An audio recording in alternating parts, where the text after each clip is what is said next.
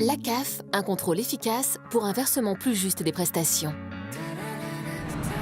Chaque année, 31 millions de personnes sont concernées par les prestations versées par la CAF, soit près de 50% de la population. Cet argent provient des cotisations de chacun.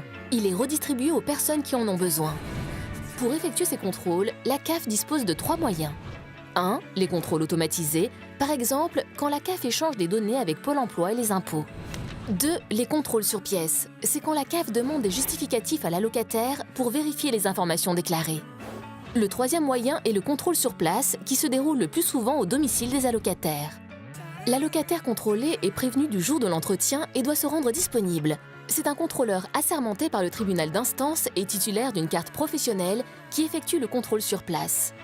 Si la situation de l'allocataire est conforme à ce qui a été déclaré, les prestations sont maintenues à l'identique. Si le contrôleur remarque que l'allocataire ne bénéficie pas de toutes les aides auxquelles il a droit, la CAF revoit le montant des prestations à la hausse, c'est ce qu'on appelle un rappel.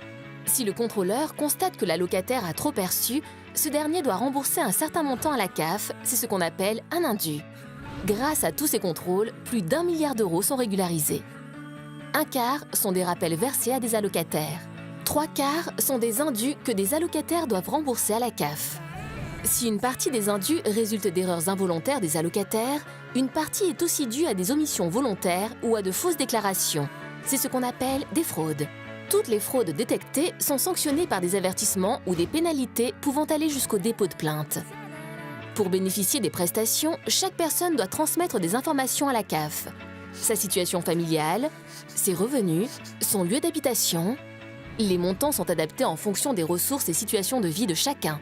C'est pour cela que vous devez régulièrement informer votre CAF de tout changement de situation.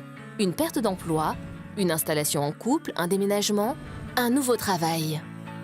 Car une déclaration juste donne des droits justes, dans l'intérêt de tous.